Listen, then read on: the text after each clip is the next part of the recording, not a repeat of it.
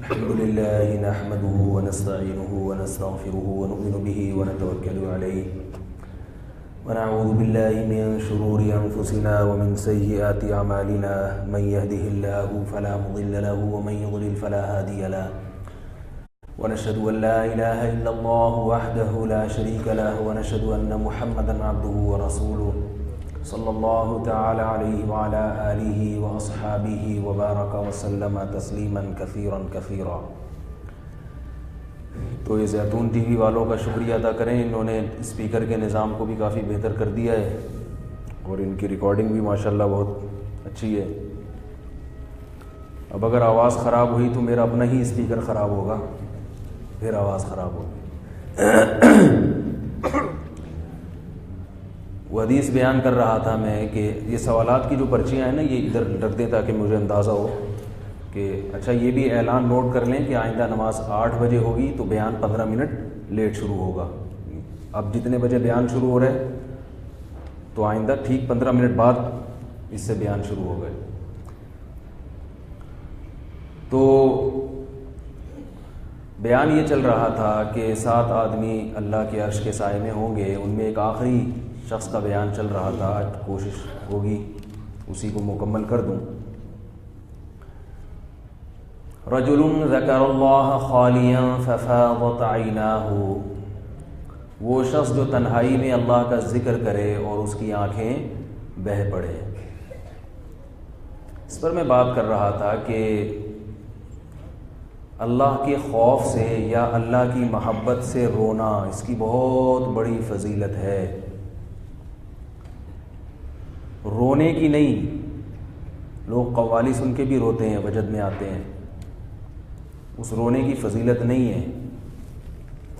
لوگ ویسے بھی روتے ہیں بیٹھے ہوئے، وجہ نہیں بھی ہوتی تو رو رہے ہوتے ہیں، پوچھے بھائی کیوں رو رہا ہے تو وجہ نہیں بتا پاتے ہو۔ تو اللہ کی محبت میں یا اللہ کے خوف سے رونا، اس کی بہت بڑی فضیلت ہے۔ بعض لوگ اللہ کے نافرمان ہوتے ہیں، گناہ گار ہوتے ہیں، کبیرہ علانیہ گناہ میں مبتلا ہوتے ہیں، وہ بھی رو رہے ہوتے ہیں بہت زیادہ ذکر اللہ کرتے ہوئے،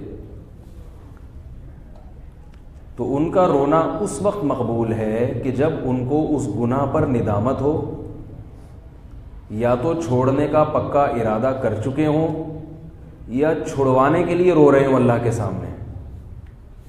سمجھ رہے بات کو؟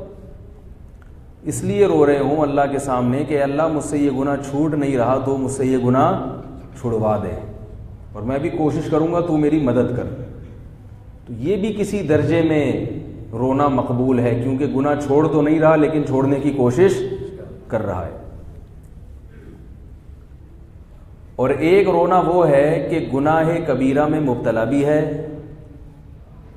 اس کو پتہ بھی ہے کہ یہ گناہ ہے، پھر بھی رو رہا ہے اللہ کی یاد میں۔ یہ والا رونا یہ پسندیدہ رونا نہیں ہے، یہ وہ رونا ہے جو مگرمچھ کے آنسو جسے کہا جاتا ہے۔ پتہ بھی ہے کہ بھئی زنا بری چیز ہے، پتہ بھی ہے کہ غیبت بری چیز ہے، پتہ بھی ہے والدین کو ستانا بری بات ہے، پتہ بھی ہے کہ فحش فلمیں دیکھنا بری چیز ہے، پتہ بھی ہے کہ حرام طریقے سے اپنی خواہش کو پورا کرنا بری چیز ہے، پتہ بھی ہے کہ سود کمانا بری چیز ہے۔ رو رہا ہے مگر ذرہ برابر بھی اپنی اس سودی آمدن پہ ندامت نہیں ہے، ذرہ برابر بھی اپنے گناہ پہ ندامت، کوئی بھی گناہ ہے اس پہ ندامت نہیں ہے، ذرہ برابر بھی اس کے بارے میں سوچتا ہی نہیں ہے۔ تو یہ بالکل ایسے مثال ہے کہ جس خدا کی یاد میں، جس اللہ کی یاد میں رو رہے ہیں تو اس کی اطاعت کی طرف توجہ بالکل بھی نہیں ہے، رو رو کے اس کو خوش کرنا چاہتے ہیں۔ تو یہ نہیں ہوتا، دنیا میں جو چیز نہیں ہوتی نا وہ اللہ کے قانون میں بھی نہیں ہوتی۔ دو چیز دنیا میں جو فطری قانون ہے وہ دنیا اس کو نہیں مانتی نا، جو صحیح بات ہے تو اللہ بھی نہیں مانتے۔ میں مثال سے سمجھاتا ہوں، آپ کو اپنے والد سے بڑی محبت تھی، ابا کو دیکھتے ہی آپ ایک دم جذباتی ہو جاتے، میرے ابا، ہائے میرے ابا اتنے پیار سے انہوں نے مجھے پالا، پھر ابا کو ذکر کرتے ہیں. ابا کا ذکر کا مطلب تعریف. ہم جیسے ذکر کرتے ہیں تو اللہ کی تعریف کرتے ہیں نا, سبحان اللہ, کیا پاک ہے, ہر عیب سے پاک ہے. الحمدللہ, تمام تعریفیں کس کے لیے ہیں؟ اللہ کے لیے. اللہ کے جو اسماء حسنی ہیں وہ بھی اللہ کی تعریف میں. رحمان بھی ہے, رحیم بھی ہے, مغفرت کرنے والا, غفار ہے, کریم ہے, بہت زیادہ مہربان, ستار ہے, بہت زیادہ گناہوں پہ پردہ ڈالنے والا, رؤوف ہے, بہت رحم دل اپنے بندوں پر, مہربان. تو آپ نے کیا کیا؟ آپ اپنے ابا کو خوش کرنے کے لیے ابا سے بڑے متاثر تھے, جذباتی ہو گئے, اور ابا سے کہتے ہیں ابا آپ کی مجھ پر بڑی رحمتیں ہیں, میں بچہ تھا, چھوٹا تھا, آپ نے مجھے اپنے سینے سے لگایا. اور یہ کہتے ہوئے پھوٹ پھوٹ کے رو پڑتے ہیں آپ, اتنی ایک دم جذباتی ہو جاتے ہیں نا, دل سے ابا کی تعریف ہو رہی ہے نا, دل سے. ابا کہتے ہیں ٹھیک ہے بیٹا, مجھے بڑی خوشی ہوئی آج, چلو دیر آئے درست آئے, رو رہا ہے میری یاد میں, ایسا کر تھوڑا سا پانی تو پلا دیں, تھوڑا سا پانی تو پلا دیں. کہتے ہیں ابا پانی کے لیے اٹھنا پڑتا ہے, چل کے جانا پڑے گا, ایک تو آپ کو ہر وقت یہ کر دو وہ کر دو, اس کے علاوہ کوئی کام ہی نہیں. لیکن میں جو بات کر رہا تھا, ابا آپ ہیں بہت اچھے ہیں, پھر آنسو ٹپک رہے ہیں. ابا کہتا ہے بیٹا ایسا کر, کام بھی ابا ایسا کہہ رہے ہیں جو آپ کی استطاعت میں ہے. ایسا نہیں کہ ابا کہہ رہے ہیں جا کیٹو پہاڑ کو ادھر سے ادھر کر دے. بحر عرب کراچی میں مناسب نہیں ہے, اس کو ہونا چاہیے پنجاب میں, پنجاب لے جائے اس کو. ایسا کوئی حکم دے رہے ہو تو پھر تو بات ہے. حکم بھی ایسا دے رہے ہیں جو آپ پورا کر سکتے ہیں. ابا کہہ رہے ہیں کہ بیٹا بھائی بہن کی شادی ہونے والی ہے تیری, تیرا ذمہ بھی ہے تھوڑا سا خرچہ تو بھی کرے گا. ویسے تو میں سارا کر رہا ہوں لیکن مجھے ضرورت پڑی تو پیسے دے گا نا. آپ کہتے ہیں یہ تو نہیں ہو سکتا, یہ تو نہیں ہو سکتا. ویسے ابا آپ ہیں بہت اچھے, ابا آپ ہیں بہت اچھے. پھر پھوٹ پھوٹ کے پھر قوالی گاتے ہیں ابا کی یاد میں, میرے ابا میرے ابا, ایسا ابا کہاں سے لبا. پنجابی میں لبا کہتے ہیں پایا. قوالی بھی گا رہے ہیں ابا کی یاد میں, رو رو کے پاگل ہو گئے. پھر جھومنا شروع کر دیا, جیسے وجد میں نہیں دیکھا ہوگا یوٹیوب پہ آپ نے, وہ کوئی نعت پڑھتے ہیں تو جھومنا شروع کر دیتے ہیں نبی کی یاد میں. تو ابا تھپڑ لگا کے بھگائے گا کہ نہیں بھگائے گا؟ ابا بولے گا اگر تو میری فرما برداری نہیں کرتا تو یہ ڈرامے تو نہ کرنا بھائی, کم از کم. دوسرا بھائی ہے وہ بھی نہیں مانتا, اس کو بھی جب کچھ کہتا ہوں تو نہیں کرتا, لیکن یہ ڈرامے کم از کم نہیں کرتا. وہ گنہگار سمجھتا ہے اپنے آپ کو. ابا معذرت چاہتا ہوں, میرے سے نہیں ہوتا, بس آپ ابا ہو, رونا وونا مجھے نہیں آتا, لیکن بہرحال میری غلطی ہے, میری غلطی ابا, میں آپ کی اطاعت نہیں کرتا, مگر میں جھوموں گا اور ناچوں گا نہیں آپ کی یاد میں, نہ میں روؤں گا. ڈرامے بازی مجھ سے نہیں ہوتی. آج بہت سے لوگ اللہ کی یاد میں روتے ہیں, حج پہ جاتے ہیں وہاں رو رو کے پاگل ہو جاتے ہیں, عمرے پہ گئے ہیں حجر اسود سے چپک کے روتے ہیں. عورتیں رو رہی ہیں حجر اسود پہ جا کے خوب پھوٹ کے حجر اسود سے چپٹنے کی کوشش میں رو رہی ہیں, مگر پردہ نہیں ہے. حجر اسود سے چمٹنا تو فرض نہیں ہے, پردہ کرنا فرض ہے. اب وہاں جا کے رو رہی ہیں اللہ کا گھر ہے, چپٹ جاؤ لپٹ جاؤ اس سے. تو بھائی چمٹ جاؤ اس سے, لپٹ جاؤ, بہت اچھی بات ہے, اللہ کا گھر ہے, مگر جس خدا کو راضی کرنے کے لیے 4 لاکھ 5 لاکھ روپے خرچ کر کے اس کے گھر میں آئے ہو, وہ کہہ رہا ہے کہ پہلے کیا ہے؟ پردہ ہے. پردہ تو کر لیتی, حیا تو زندگی میں لے آتی. وہ کہتی ہیں کہ اللہ یہ تو نہیں ہوگا, بلکہ عمرے پہ جا رہے ہوتے ہیں مکس گیدرنگ کے ساتھ, جوائنٹ فیملی کے ساتھ, جس میں کزن کے ساتھ بے تکلف ہوتی ہیں. کوئی پردہ کزن اپنے کزن سے نہیں کرتی. ادھر ہوٹل بک کرایا ہوا ہے, ہوٹل کا کمرہ, یہاں چچزاد بھائی بھی ہے, اس کی چچزاد بہن بھی ہے, دیور بھی ہے, بھابھی بھی ہے, ایک ہی کمرے میں.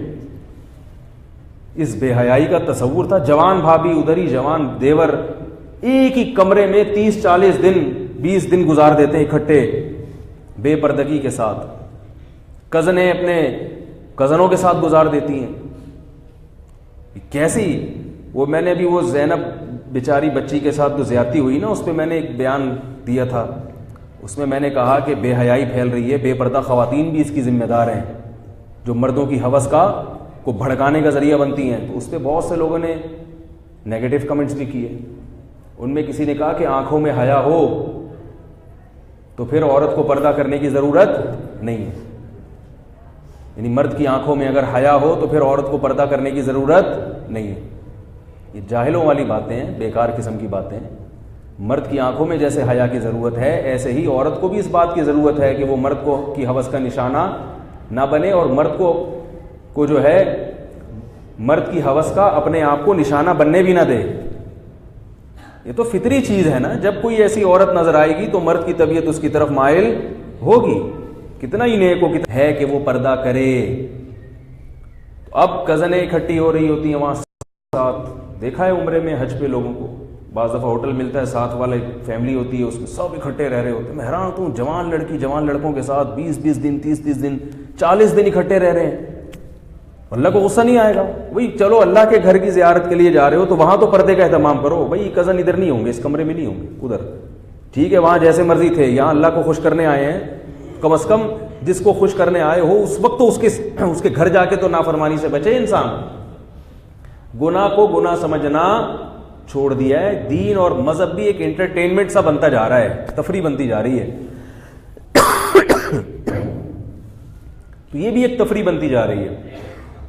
میرا گلا آج پتہ نہیں خشک بہت ہو رہا ہے. کوئی تھوڑا سا پانی اگر لا دیں نا، وہاں سے پیچھے جو بیٹھے ہوئے تھوڑا سا پانی لا دیں، وہ بار بار گلا خشک ہو رہا ہے.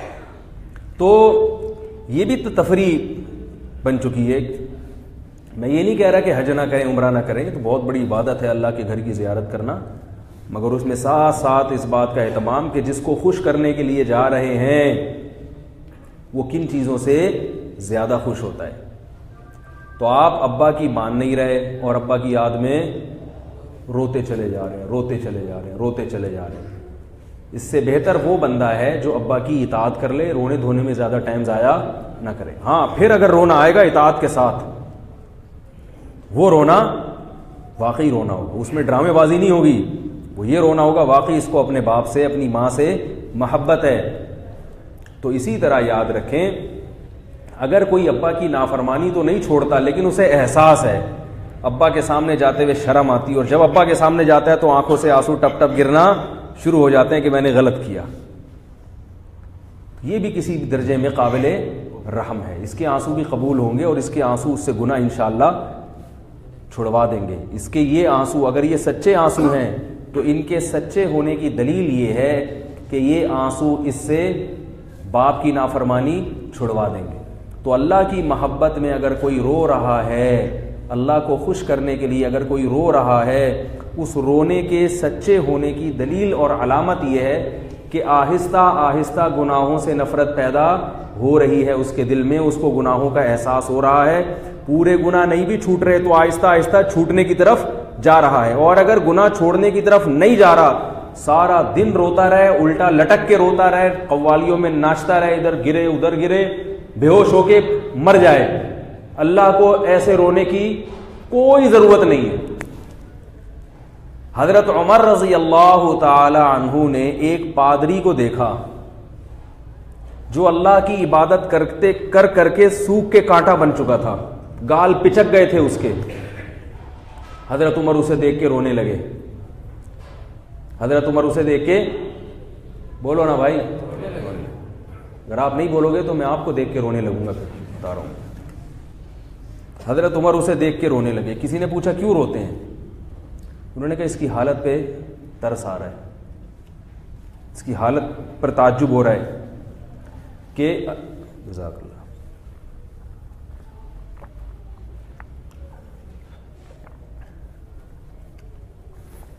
اس کی حالت پہ ترس آ رہا ہے.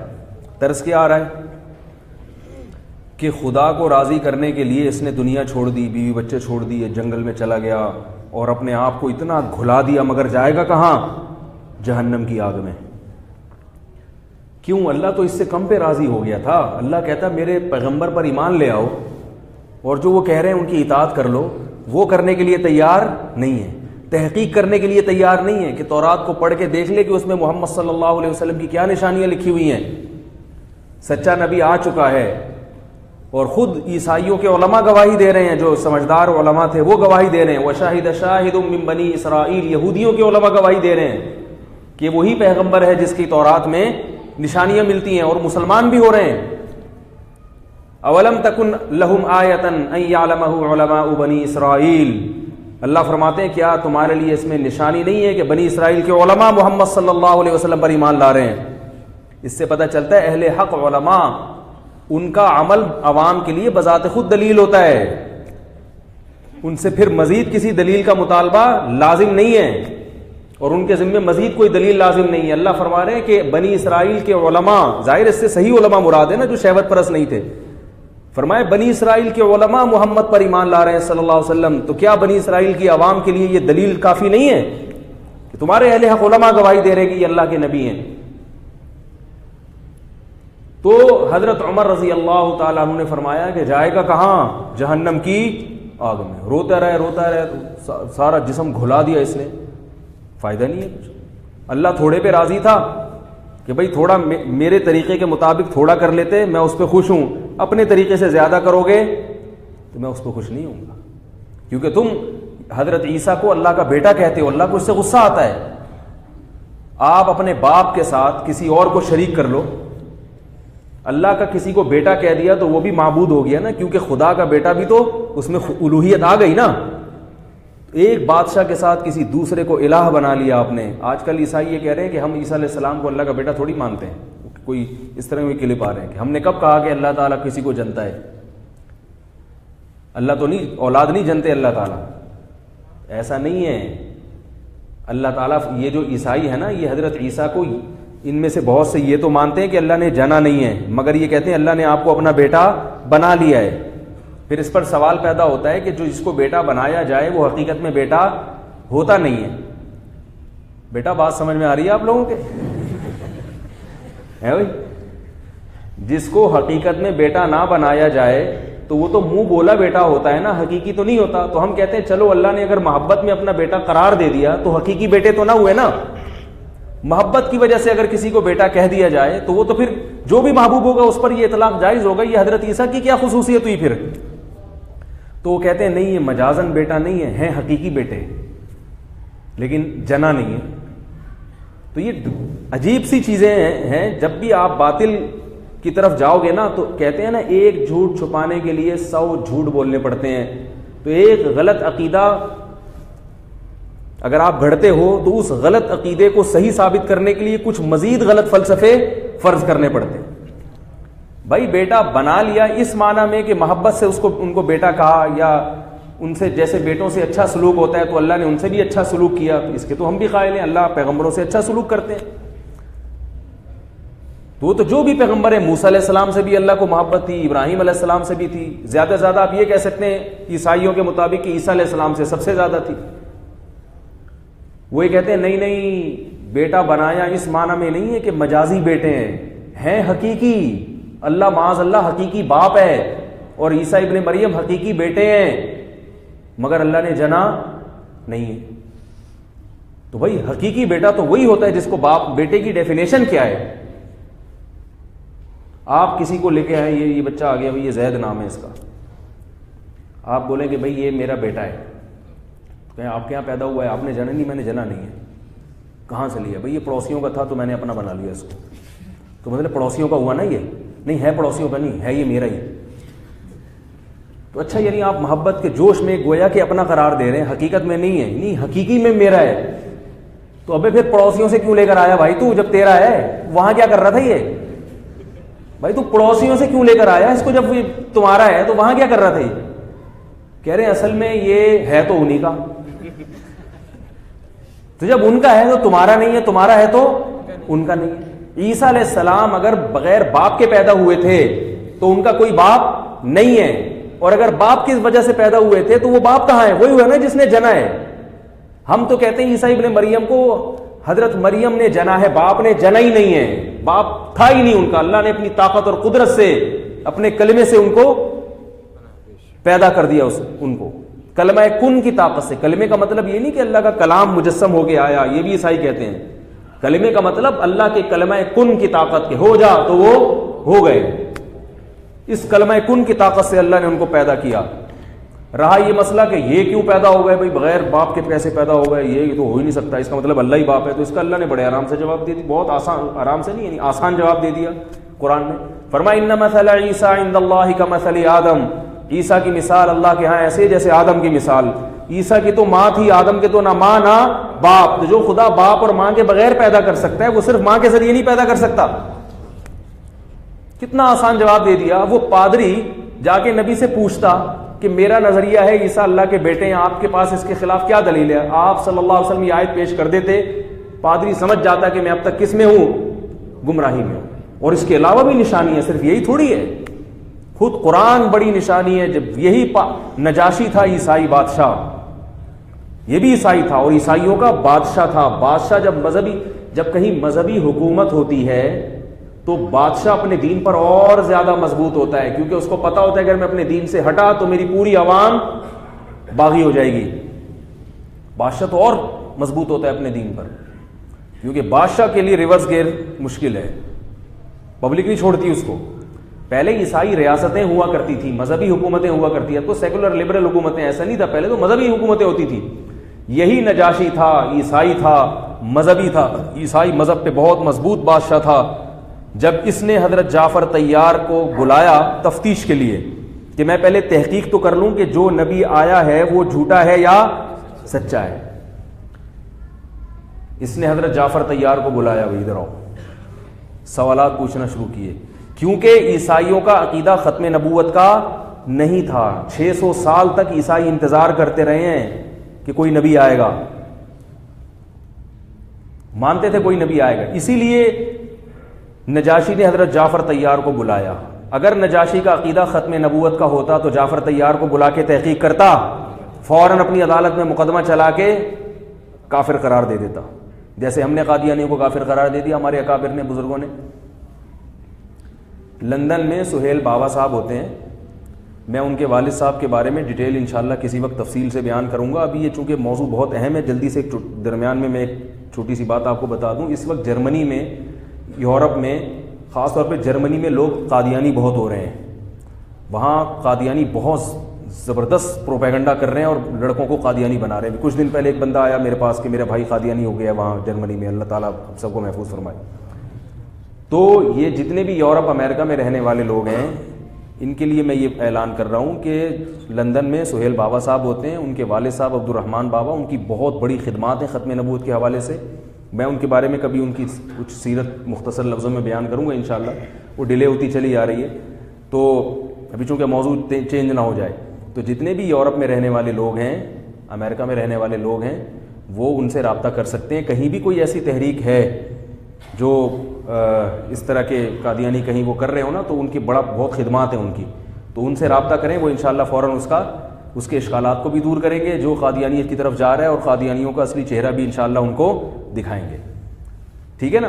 تو لندن میں ہوتے ہیں سہیل بابا صاحب, جو بھی بیان میرا یورپ USA وغیرہ میں بھی جاتا ہے, تو جہاں بھی وہ لوگ ہیں UK میں, یورپ میں, کہیں بھی ہیں, تو وہ سہیل بابا صاحب سے رابطہ کر سکتے ہیں. اب ان کا نمبر کیا ہے وہ اس وقت میرے ذہن میں نہیں ہے, میرے موبائل میں پڑا ہوا ہے. ٹھیک ہے, مجھے یاد نہیں, مجھے اب یہ نہیں کہ انہوں نے مجھے پرمیشن دی ہے, تو وہ میرا خیال ہے جب یہ YouTube کا کلپ بنے گا تو میں ان سے پرمیشن لے کے اسی کلپ میں ڈال دوں گا. باقی یہ بھی یہ عارضی کلپ ہے, میں ڈیٹیل میں ان کے والد صاحب کی خدمات انشاءاللہ بیان کروں گا, ان کا بڑا کردار ہے. خیر, اہل حق علماء میں سے. تو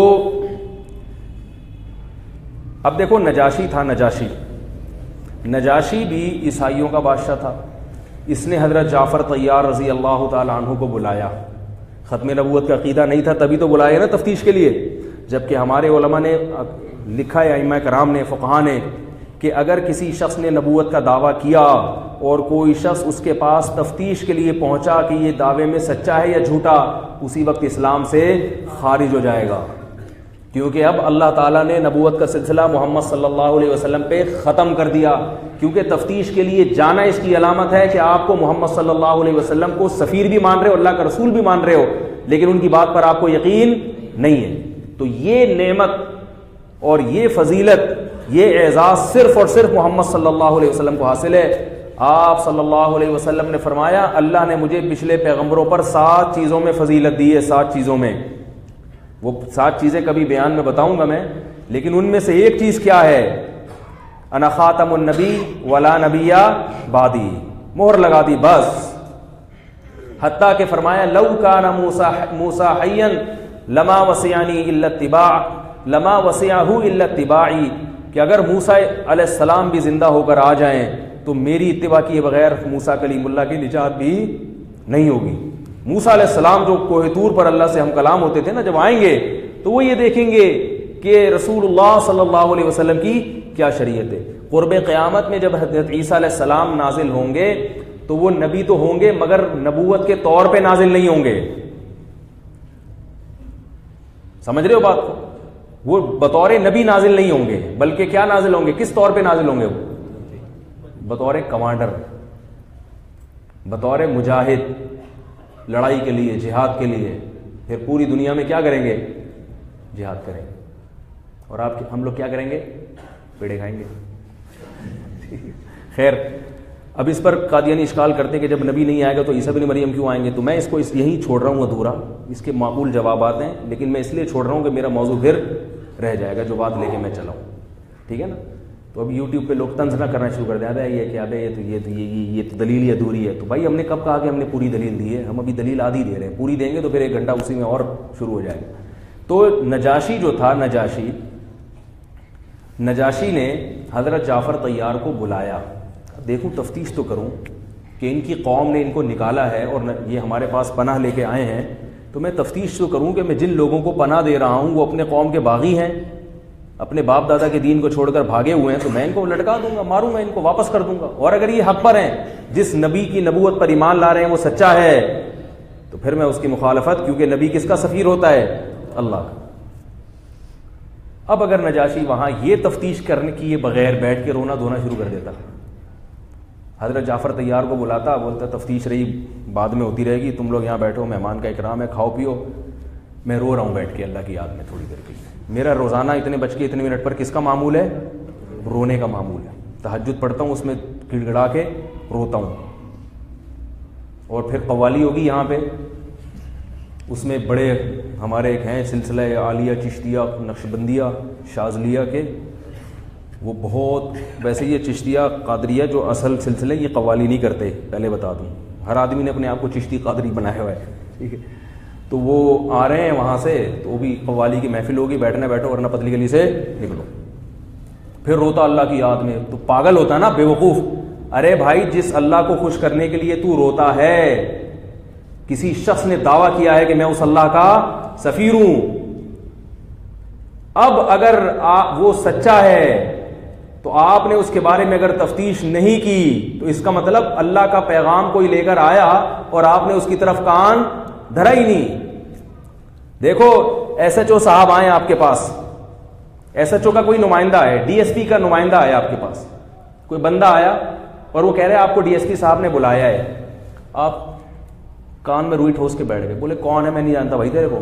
تو بھائی تم نہیں جانتے تو تفتیش کرو نا، ڈی ایس پی صاحب کو فون کرو، لوگوں سے پوچھو واقعی ان کا نمائندہ بھی ہے یا نہیں ہے. آپ اس کی بات کو اہمیت دے ہی نہیں رہے ہیں. پھر تھوڑی دیر میں جب ایس ایچ او صاحب آئیں گے، بولیں گے میں تمہیں 1 گھنٹے سے بلا رہا ہوں، میں نے اپنے تھانے سے اپنا بندہ بھیجا، اس کے پاس سرٹیفکیٹ تھا، میرے سگنیچر تھے اس کے پاس کہ بھائی یہ میں نے ہی بھیجا ہے. وہ نوٹس، یہ عدالت کی مثال ہے، عدالت سے سمن آیا، نوٹس آیا کہ عدالت نے آپ کو بلایا ہے. آپ کہیں تو کون ہے بھائی، میرے پاس ٹائم نہیں ہے. وہ کہے بھائی مجھے سپریم کورٹ نے بھیجا ہے، آپ کے خلاف قتل کا کیس ہے، آپ کو عدالت نے بلایا، میں عدالت کی طرف سے نمائندہ ہوں، سفیر ہوں، سمن لے کر آیا ہوں. آپ کہیں جاؤ بھاڑ میں نہیں آ رہا، میں نہیں آ رہا بھائی. اور میں نہیں آ رہا نہیں، میں تمہارے بارے میں تفتیش نہیں کر رہا کہ تم عدالت کی طرف سے آئے ہو یا نہیں آئے ہو، کیونکہ میرے اپنے کام بہت ہیں، بہت اہم کام. اس وقت سب سے اہم کام کیا ہوگا کہ آپ تفتیش کرو یہ عدالت کا نمائندہ ہے یا نہیں. سب سے اہم ترین کام یہ ہوگا، سارے کاموں کو چھوڑ. اگر آپ کو واش روم کا تقاضا ہوگا نا، بولے گے یار 10 منٹ میں آتا ہوں، پلیز جانا نہیں یہاں سے، یار 10 منٹ میں آتا ہوں، بہت ایمرجنسی ہے، لیکن پلیز یہاں سے جانا نہیں، کیونکہ مسترد کر دینے کا مطلب ہے کہ عدالت کے حکم کو ریجیکٹ کر دیا. تو آپ اس وقت تفتیش کریں گے. اگر وہ بندہ صحیح ہے تو آپ عدالت کے نوٹس کا جواب دیں گے، صحیح نہیں ہے چترول لگائیں گے آپ اس کے کہ تو لوگوں کو الو بنا رہا ہے. فوراً شکایت کریں گے تھانے میں کہ ایس ایچ او صاحب ایک بندہ آپ کا نام استعمال کر کے آپ کی طرف سے لوگوں کو نوٹس دیتا پھر رہا ہے, تو آپ پھر اس کو ذلیل کرنے کی, رسوا کرنے کی ہر ممکن کوشش کریں گے. اگر آپ میں غیرت ہوگی یا آپ ایس ایچ او کی نظر میں نمبر بنانا چاہتے ہوں گے. تو اسی طرح یاد رکھو, قادیانیوں کو میں نہیں کہہ رہا لڑائی جھگڑا کریں, بد زبانی کریں, بد کلامی کریں, لیکن ان کو ہر موقع پر ان کے مذہب کو باطل قرار دینا, مرزا غلام احمد کی نبوت کو جھوٹا قرار دینا, جہاں بھی موقع ملے اس موقع کو ہاتھ سے ضائع کر دینا جائز نہیں ہے, کیونکہ اللہ کے سفیر کی, اللہ کے نبی کی نبوت پہ ڈاکہ مارا ہے. معمولی جرم تھوڑی ہے.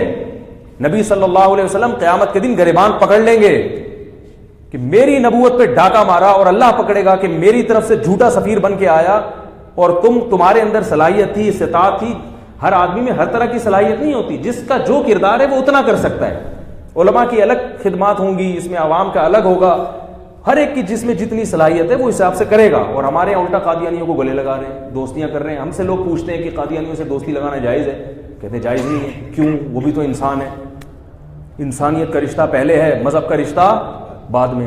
یہ ڈرامے بازی آج کل بہت چل رہی ہے کہ بھئی سب سے پہلے تو انسانیت کا رشتہ ہے, پھر کس کا رشتہ ہے؟ مذہب کا. یہ ڈائلاگ ہیں جو سننے میں بڑے خوبصورت ہیں. سب سے پہلے انسانیت کا رشتہ نہیں ہے, سب سے پہلے انسان اور خالق کا رشتہ ہے. نہیں یاری بات میرا خیال ہے, جس نے ہمیں بنایا اس کا رشتہ پہلے ہے, اور جو بنے ہوئے ہیں ان کا رشتہ, جس نے مجھے بنایا میری ذمہ داری ہے سب سے پہلے اس کو خوش کروں, پھر بعد میں آپ کو خوش کروں میں, کیونکہ آپ کے مجھ پر وہ احسان نہیں ہے جو بنانے والے کے ہیں. تو خالق کا رشتہ پہلے. خالق اپنے دشمنوں سے دوستی پر خوش نہیں ہوتا, چاہے وہ انسان ہی کیوں نہ ہو, چاہے وہ انسانیت کا لیبل لگا کے گھوم رہے ہو. خالق کہتا ہے میں پہلے ہوں. اس کی مثال ہے, بہن بھائیوں کا رشتہ پہلے ہوتا ہے یا والدین کا؟ آپ بھائی کو خوش کر رہے ہو, باپ کو ناراض کر رہے ہو, اور دلیل یہ دے رہے ہو کہ بھائی سب ہم بہن بھائی ہیں, ان کا رشتہ پہلے ہوتا. نہ نہ نہ بھائی, باپ کا رشتہ پہلے ہے, اس کو پہلے خوش کرنا پڑے گا, پھر بھائی بہنوں کو خوش کرنا پڑے گا. بھائی بہنوں کو خوش کرنے سے بھی باپ خوش ہوتا ہے, اسی طرح انسانوں کو خوش کرنے سے بھی اللہ خوش ہوتے ہیں. لیکن جہاں اللہ نے پابندی لگا دی وہاں اللہ خوش نہیں ہوتے. عام کافروں کو خوش کرنے پر بھی ثواب ملے گا, ان کے ساتھ اچھا سلوک کرنے کا قرآن نے حکم دیا ہے باقاعدہ, سوائے ان کے جو اسلام دشمن ہیں, جو دشمنی نہیں کر رہے, آپ سے لڑ نہیں رہے ہیں. تو قرآن نے کہا لا ینہاکم اللہ عن الذین یقاتلوکم فی الدین ولم یخرجوکم من دیارکم, جن لوگوں نے تمہیں تمہارے گھروں سے نہیں نکالا اور تم سے لڑتے نہیں ہیں, تو اللہ فرماتے ہیں ان سے حسن سلوک سے اللہ تمہیں منع نہیں کرتے, بلکہ ان اللہ یحب المقسطین, اللہ انصاف کرنے والوں کو پسند کرتے ہیں. صحابہ کرام میں خود نبی صلی اللہ علیہ وسلم یہودیوں کو ہدیہ بھیجا کرتے تھے. ہاں جو میدان جنگ میں لڑ رہا ہے یا جو ہے نا وہ مسلمانوں کو قتل کروا رہے ہیں, خاص یہ بھی یاد رکھو کسی قوم میں اگر کچھ لوگ غلط کر رہے ہو تو اس سے پوری قوم سے دشمنی جائز نہیں ہو جاتی. آج کل لوگ اس میں بھی غلو کرتے ہیں. جو لوگ لڑ رہے ہیں ان سے دوستی رکھنے کی اجازت نہیں ہے. لیکن قادیانی کا مسئلہ عام کافروں جیسا نہیں ہے. عام کافر ہمارے نبی کی نبوت پہ ڈاکہ نہیں مارتے اور اپنے آپ کو مسلم نہیں کہتے. سب سے بڑی بات یہ ہے, کہتے ہیں ہم عیسائی ہیں تم مسلم ہو, لکم دینکم ولی دین. قرآن نے کہا تمہارے لیے تمہارا مذہب, ہمارے لیے ہمارا مذہب. قیامت میں اللہ فیصلہ کر دے گا کہ کون جنت میں جائے گا اور کون جہنم. فیصلہ تو دنیا میں بھی کر دیا ہے, لیکن اس فیصلے پر عمل درآمد والا جو فیصلہ ہوگا وہ کب ہوگا؟ قیامت میں. دنیا میں کسی کافر کو تنگ کرنے کی اجازت نہیں ہے.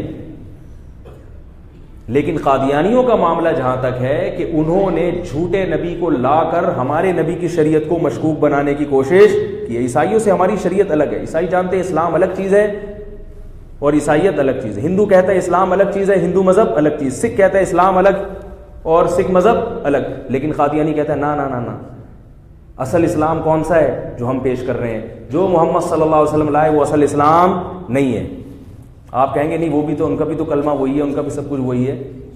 بھائی ایسا نہیں ہے. جب کسی کو نبی مان لیا نا تو اس کا مطلب اب اس کا سکہ چلے گا, ان کا نہیں چلے گا. اس پر کہنے کے لیے اور بہت کچھ ہے, پھر قادیانی اشکال کرتے ہیں, پھر اس کا جواب وہی بات ہے, موضوع نہیں ہے تو ابھی میں اس کو آگے نہیں لے کے جا رہا. تو قادیانیوں کا جو جرم ہے وہ, میں یہ نہیں کہہ رہا کہ لڑائی کرو ان سے, کسی کا مال چھیننا, کسی کو تکلیف دینا, اس کی اجازت نہیں ہے, اس سے ملک میں فساد پھیلتا ہے. یہ بھی نہیں کہہ رہا کہ آپ بد اخلاقی سے بات کریں ان سے, یہ بھی نہیں کہہ رہے کہ بدتمیزی سے بات کریں, یہ بھی نہیں. دوستیاں نہ لگائیں, کاروباری حد تک کوئی معاملہ اگر کسی مجبوری سے پیش آ جائے تو بقدر ضرورت کو وہ تو کوشش کریں ان کے ساتھ کاروبار نہیں کریں. مجبوری ہو گئی, کوئی سخت مصیبت میں پھنس گئے تو بس ضرورت کی حد تک سلام دعا, دعوت میں جا رہے ہیں, ان کے ولیمے میں جا رہے ہیں. کیا جواب دو گے ان صحابہ کو جنہوں نے مسیلمہ کذاب جھوٹے نبی کی نبوت کو ختم کرنے کے لیے, کتنے سارے صحابہ, 70 سے زیادہ حفاظ شہید ہوئے تھے. ختم نبوت پہ جب ڈاکہ پڑا ہے تو 70 سے زیادہ صحابہ شہید ہوئے ہیں, ان کے ہاتھ پاؤں کٹے ہیں کہ نبی کی نبوت پہ ڈاکہ ہم برداشت نہیں کریں گے. تو ان کٹے ہوئے صحابہ کو قیامت کے دن کیا جواب؟ وہ کہیں گے ہم نے تو اپنی جانیں کٹا دی اور تم ان سے دوستیاں لگا رہے ہو. تو اس لیے یہ معاملہ بڑا حساس ہے. خیر, تو نجاشی نے کیا کیا؟ اگر نجاشی وہاں رونا دھونا شروع کر دیتا, ہائے میں تو ابھی قوالی ہے اور میں رو رہا ہوں, ابھی تو ہمارے یہاں شب برات آنے والی ہے, ابھی جو ہے پروگرام آنے والا ہے, ابھی ایک چینل پہ اس میں رو کی دعائیں ہوں گی, میں اس چینل میں بیٹھوں گا. نجاشی عقل مند تھا, وہ سمجھ گیا کہ ابھی دعویٰ کیا ہے کہ محمد صلی اللہ علیہ وسلم اللہ کے سفیر ہیں, تمام کاموں سے زیادہ اہم یہ کام اب آ گیا ہے. نجاشی اس وقت عیسائی مذہب پہ, برحق مذہب پہ تھا, اس وقت عیسائی مذہب برحق تھا. تو نجاشی کس پر تھا؟ اس وقت ہدایت پر تھا, وہ بھی اللہ کے لیے تھا. اب مسئلہ کیا ہو رہا ہے کہ اللہ کیا کہہ رہا ہے کہ جب نبوت کا دعویٰ ہے تو کیا کرو؟ تفتیش کرو. تو اس کے پاس تفتیش کا جو ذریعہ تھا وہ جعفر طیار ہی تھے. حضرت جعفر طیار جو نبی کے چچا زاد بھائی تھے, اور کتنا عقلمند تھا, اس کو پتا تھا کہ جعفر طیار یہ وہ شخص ہیں جنہوں نے قربانی دی ہے اور ان کو جلا وطن کر دیا گیا. یہ صحیح بتائیں گے, یہ قربانی دے کر آئے ہیں.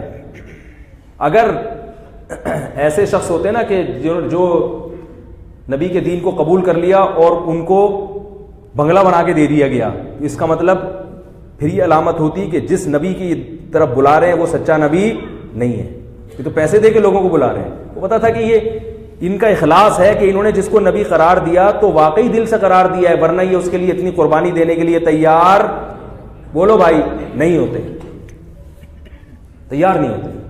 اب ان سے بلا کے پوچھو تم نے کیا سوچ کے اتنی قربانی دی ہے بھائی, تمہیں جلا وطن کر دیا. تم یاد رکھو آج کل جو ملکوں سے محبت ہوتی ہے نا, وہ اس زمانے کی محبت کا 1000واں حصہ بھی نہیں ہے, کیونکہ وہ لوگ اپنے وطن سے, اپنے علاقوں سے محبت کرتے تھے صدیوں سے. جو جس جگہ آباد ہو اور وہاں بیت اللہ بھی ہو, بیت اللہ کی چابیاں ان لوگوں کے پاس ہوں, ان کو اس ملک سے نکال دیا جائے, ان پہ کیا قیامت گزرتی ہوگی. لیکن نبی کے کہنے پر انہوں نے اس پر بھی آمادہ ہو گئے. اس کا مطلب ہے اخلاص سے ایمان قبول کیا انہوں نے. تو حضرت جعفر طیار کو بلایا نجاشی نے, اور پادریوں کو بھی بلایا, بھائی آؤ سب لوگ سن لو ان کی تقریر, سب تحقیق کرو مل کے. تو ان میں جو لوگ تھے, اچھے لوگ تھے وہ پادری بھی, وہ چاہتے تھے ہر جگہ ہر قوم میں, یاد رکھو جب پادریوں میں اچھے لوگ ہو سکتے ہیں تو کیا مولویوں میں نہیں ہو سکتے؟ فیس بک پہ ایک طوفان بدتمیزی, کوئی بات کر دو. میں نے اپنے خلاف جب گالیاں سننی ہو نا تو میں فیس بک کے کچھ مخصوص پیجز ہیں ان میں جا کے دیکھتا ہوں میرے بارے میں کیا کمنٹس آ رہے ہیں, کیونکہ بچپن سے ہم نے کبھی گالی سنی نہیں. مدرسے میں گئے, جہاں محلے میں جاتے تھے احترام ہوتا تھا, مولوی صاحب. گھر میں جاتے تھے, جب سے مدرسے میں نہیں تھے تو اس گھر میں عزت نہیں, مدرسے میں گئے تو گھر میں بھی تھوڑی سی عزت شروع ہو گئی, وہی ہفتے میں آ رہا بچہ پڑھ رہا ہے ماشاءاللہ. لیکن اللہ نے فیس بک کے ذریعے عزت کا سنتا ہوں ایسی گالیاں, تو کوئی کہہ رہے ہیں ان کو جلن ہو رہی ہے, کوئی ان کو تکلیف ہو رہی ہے. میں خوش اس لیے ہوتا ہوں کہ آدمی تمیز سے رہے تو اچھا ہے نا. تھوڑی سی یہ والی بھی باقاعدہ گالیاں میں زیادہ شوق سے پڑھتا ہوں, اپنے آپ کو بتاتا ہوں بھائی تو دیکھ لے تیری اوقات. اس سے آدمی جو ہے نا ذرا اعتدال سے رہتا ہے, تعریفیں سن کے آدمی اپنی اوقات بھول جاتا ہے. اس لیے بعض علماء ایسے ہیں جو ہر وقت ان کی عزت بہت ہوتی ہے. میری ان سے بے تکلفی ہے, صحیح نہیں کرنے کا مطلب یہ نہیں کہ خلاف شرع کر رہے ہیں, کر تو شریعت کے مطابق رہے ہیں, لیکن عوام کی ریکوائرمنٹ کے حساب سے تھوڑا سا گڑبڑ ہو رہی ہے. اس میں کچھ چیزیں ایسی ہیں جو ہر ایک کو ہضم نہیں ہوتی.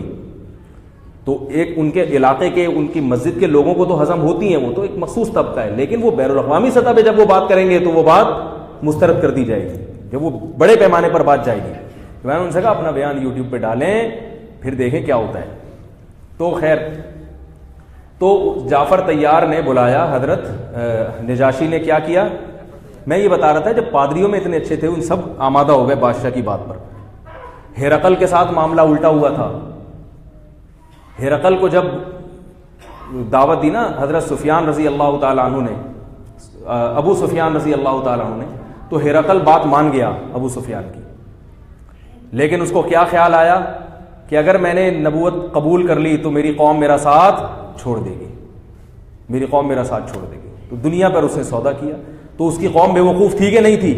اس کے جو مشیر وزیر بیٹھے ہوئے تھے وہ بیوقوف تھے, مروانے والے تھے. تو اللہ تعالیٰ فرماتے ہیں کہ وہ حدیث میں آتا ہے کہ نجاشی نے پادریوں کو بلایا, وہ بھی سمجھدار پادری تھے, بڑی بڑی داڑیاں تھیں ان کی. وہ آ کے بیٹھے اور نجاشی نے سوالات پوچھنا شروع کر دیے حضرت جعفر طیار رضی اللہ تعالیٰ عنہ سے. حضرت جعفر طیار سے مختلف سوالات پوچھا کہ وہ کس چیز کی دعوت دیتے ہیں وہ. تو حضرت جعفر طیار نے فرمایا کہ ہم مردار کھایا کرتے تھے.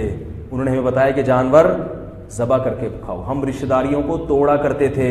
انہوں نے کہا کہ رشتہ داری کو جوڑو. امانتوں میں ہم خیانت کیا کرتے تھے, اور بہت سارے حکام جو شریعت کے بالکل فطرت کو اپیل کرنے والے. نجاشی نے پوچھا کہ اچھا یہ بتاؤ کہ ان کے باپ دادا میں کوئی بادشاہ گزرا ہے؟ انہوں نے کہا نہیں, بادشاہ نہیں گزرا. نجاشی نے کہا اگر کوئی بادشاہ گزرا ہوتا نا تو میرے ذہن میں آتا کہ بیٹے کو بھی شوق کیا ہو رہا ہے, سرداری کا. بادشاہوں کے بیٹوں کو سردار بننے کا شوق ہوتا ہے, کوئی نہیں گزرا. کہا یہ کس قبیلے کے ہیں؟ یعنی خاندانی لحاظ سے جس قبیلے میں یہ آئے ہیں تو وہ میں نے ایک دفعہ بیان میں کہا نا کہ نکاح کرتے ہوئے خاندان کو بھی دیکھنا چاہیے. اس پہ بعض لوگوں نے طنز کیا کہ اسلام میں ذات پات کا فرق نہیں ہے. کون قرآن حدیث کی روشنی میں جواب دو, یہ بے تم مولویوں کے پیچھے بھاگتے ہو, اصل چیز ہے قرآن حدیث. اس طرح کے طنز آئے میرے کو. تو یہ خاندان کا کیوں پوچھ رہے ہیں؟ ایک تو ہے ہندوؤں میں ذات پات کا تصور, وہ الگ ہے. اس میں تو یہ کہ جو بری ذات ہے وہ قیامت تک کے لیے بری ہے, چاہے اس میں کتنے اچھے لوگ پیدا ہو جائیں. وہ اسلام کا وہ تصور نہیں ہے ذات پات والا. اسلام گراؤنڈ ریئلٹی کو دیکھ کے فیصلہ کرتا ہے کہ کون سی خاندان اچھا ہے اور کون سا خاندان, بلکہ اسلام نہیں فیصلہ کرتا, لوگوں پہ چھوڑ دیتا ہے. بعض خاندان گھٹیا حرکتوں میں مشہور ہوتے ہیں, مشہور ہیں گھٹیا حرکتوں میں. ان میں اچھے لوگ جو پیدا ہو جائیں گے وہ برے نہیں کہلائیں گے پھر, لیکن وہ خاندان کیا کہلائے گا کہ بھئی یہ اچھے لوگ نہیں ہیں. ہوتا ہے نا بعض خاندانوں میں گالم گلوچ, فحش کلامی. اور بعض خاندان کیسے ہوتے ہیں, بات کرتے ہیں تو منہ سے پھول جھڑتے ہیں. ان کے ماں باپ کا احترام ہوتا ہے اور رشتہ داروں کا ایک وقار ہوتا ہے, چھوٹے بڑوں کا ادب کرتے ہیں, سخاوت ہوتی ہے ان کے اندر. تو جن خاندانوں میں یہ چیز ہوگی وہ اچھے نہیں کہلائیں گے. تو اب قرآن حدیث کی دلیل دیں گے یہ اچھے نہیں ہیں, یہ برے ہیں, اور وہ جو برے ہیں وہ کیا ہے, قرآن حدیث کی روشنی میں اچھے ہیں. تو کامن, یہ تو سینس لیس ہونے کی دلیل ہے, مشاہدے کے خلاف بات ہے. ہر دور میں ایسا ہوتا رہا ہے کہ کچھ خاندان اپنی اچھی خصوصیات کی وجہ سے اچھے کہلاتے رہے ہیں اور کچھ خاندان اپنی برائیوں کی وجہ سے برے کہلاتے رہے. ہاں, ان برے لوگوں میں اگر کوئی اچھا پیدا ہوگا تو ہم اس کو کیا کہیں گے, اچھا. جبکہ ہندوؤں کے برے خاندان میں اگر کوئی اچھا بھی پیدا ہو جائے وہ اس کو پھر بھی کیا سمجھتے ہیں, نیچ ہی سمجھتے ہیں. اور وہ نیچ خاندان چاہے جتنی اچھے کام شروع کر دیں ان کے, وہ پھر بھی کیا کہلاتے ہیں, نیچ ہی کہلاتے ہیں. اور بڑے والے جتنے ہی ظالم جابر بن جائیں, بد اخلاق بن جائیں, وہ کہتے ہیں پیدائشی ہیں بس. یہ ایسا نہیں ہوتا, اسلام اس چیز کو نہیں مانتا. سمجھ رہے ہیں؟ تو اب ابراہیم علیہ السلام کی جو اولاد تھی وہ روئے زمین پر سب سے اچھا خاندان تھا, کیونکہ اس میں پیغمبروں کی سخاوت, پیغمبروں کی دیانت, پیغمبروں کا سچ, یہ ساری اچھی صفات باپ سے ملتی ہے نا انسان کو. یہ چیزیں بھائی ایسا نہیں ہوتا کسی بندے کو دیکھ کر انسان کہتا ہے یار کسی اچھے باپ کی اولاد لگ رہا ہے, کہتے ہیں نا لوگ. اس لیے کہ باپ اچھا ہو تو عام طور پر بچہ کیا نکلتا ہے, قاعدہ کلیہ نہیں ہے لیکن عموماً کیا نکلتا ہے. اور ابا اگر ہیروئن کی چرسی ہو, گٹکے کھاتے ہو, تو بچہ عام طور پر کیا نکلتا ہے, وہ بھی گٹکے والا نکلتا ہے. لیکن ضروری نہیں ہے, بعض اچھے بھی نکل آتے ہیں. سمجھ رہے ہو؟ عام طور پر عمومی جو بات ہو رہی ہے وہی ہے. تو ابراہیم علیہ السلام کی جو اولاد ہوگی وہ اس میں خیر غالب ہوگی کہ نہیں ہوگی؟ اللہ کے خلیل کی اولاد ہے, انہوں نے تربیت کی بھائی, پھر ان کی اولاد نے اپنی اولاد کی تربیت کی. یوسف علیہ السلام کی اولاد, یہ سب تو حدیث میں آتا ہے کہ اللہ نے سب سے بہترین خاندان میں مجھے پیدا کیا ہے. اور یہ شہرت مشہور تھی کہ آپ صلی اللہ علیہ وسلم کا خاندان بڑا اونچا ہے, دولت میں نہیں, عزت اور شرافت میں. اونچے خاندان کا مطلب نہیں کہ وہاں پیسے زیادہ ہوں, بڑے بڑے گھٹیا نیچ لوگ ہیں بعض پیسے والوں میں بھی بڑے بڑے نیچ خاندان پائے جاتے ہیں. تو خاندانی ہونا الگ چیز ہے, دولت اور اچھے بھی لوگ پائے جاتے ہیں پیسے والوں میں, اسی طرح غریبوں میں اچھے لوگ بھی پائے جاتے ہیں. اور تو اچھا برا ہونا دولت مند ہونے سے تعلق نہیں ہے, اس کا تعلق کس سے ہے کہ آپ کے اندر جو گاڈ گفٹڈ صلاحیتیں ہیں وہ کتنی ہیں, وہ کیسی ہیں. تو نجاشی نے پوچھا کہ ان کا خاندان کیسا ہے, کس خاندان میں؟ انہوں نے بتایا کہ سب سے بہترین خاندان جو قریش اور اس میں بنو ہاشم, اس میں پیدا ہوئے. تو تو نجاشی ان سب چیزوں کو نوٹ کر رہا تھا کہ وہ کہا کہ نبی کبھی کسی کمتر خاندان میں نہیں آتے, ہمیشہ سلیکٹڈ خاندان ہوتے ہیں. سلیکٹڈ قوم تھی عرب جس میں اللہ نے نبی کو بھیجا. ان میں کچھ ہزار برائیوں کے باوجود, بت پرستی کے باوجود, کچھ چیزیں ان میں بڑی زبردست تھیں عربوں میں. نمبر 1 ان میں لڑکوں سے بدکاری کا تصور نہیں تھا. کوئی ایک واقعہ بھی ملتا وہ جانتے ہی نہیں تھے یہ کیا چیز ہوتی ہے, کیونکہ یہ بہت ہی گھٹیا عمل ہے. زنا کرتے تھے. زانی کا علاج آسان ہے کہ اس کو بتا دو یہ غلط ہے, نکاح کر لو تو کیا ہو جائے گا, کیونکہ اللہ نے بنایا تمہارے لیے. عورت کو مرد کے لیے, مرد کو عورت کے لیے. محل تو ہے نا, وہ لڑکا تو محل ہی نہیں ہوتا. یہ تو بہت ہی گھٹیا حرکت ہے.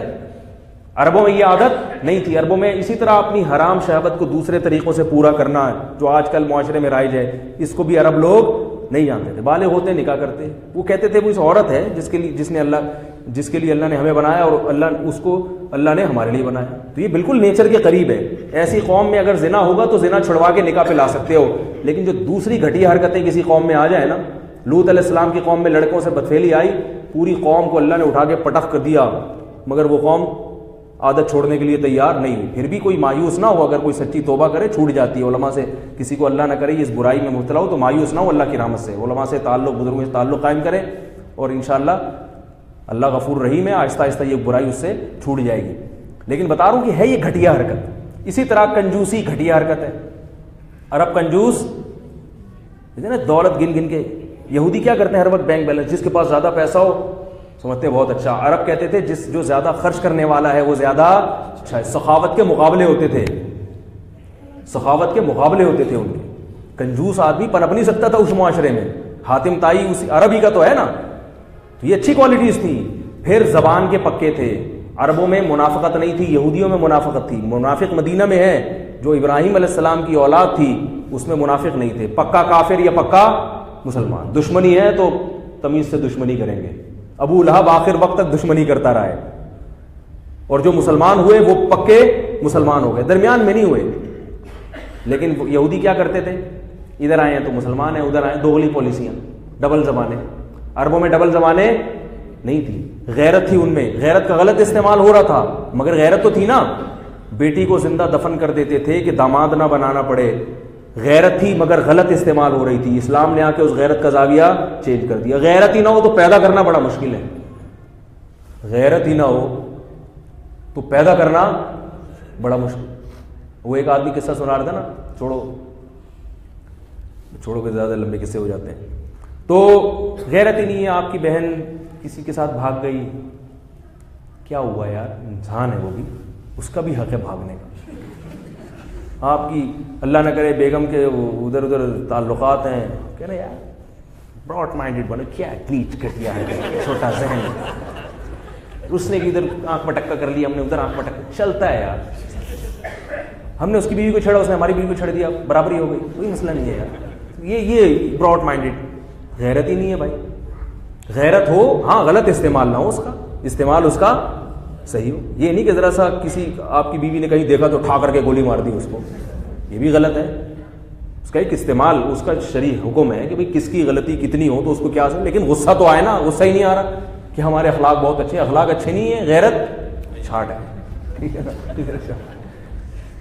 بہنوں کو پردہ نہیں کرا رہے, وہ گھوم رہی ہیں. چلو جس بہن پہ آپ کو دسترس نہیں ہے, آپ کو کنٹرول نہیں ہے, وہ تو چلو سمجھ میں آتا ہے. جو بیٹی آپ کے کنٹرول میں ہے, بڑے ہو کر وہ آپ کے ہاتھ سے نکل گئی, آپ پچھتاتے رہتے ہو, وہ تو چلو آپ کے کنٹرول میں نہیں ہے. جو آپ کے کنٹرول میں ہے اس کو ادھورے لباس پہنا دینا, اس کی ٹانگیں ننگی لے کے اپنے ساتھ بائک پہ بٹھا کے گھوم رہے ہیں, تو اذا فاتک الحیاء فافعل ما شئت. جب حیا ختم ہو جائے جو چاہے کرو. عرب میں حیا تھی, حیا غیرت تھی. اس لیے اللہ نے بڑی اچھی اچھی قومیں تھیں, یہودی بھی تھے, عیسائی بھی تھے, بڑے پڑھے لکھے تھے. عرب جاہل تھے, لیکن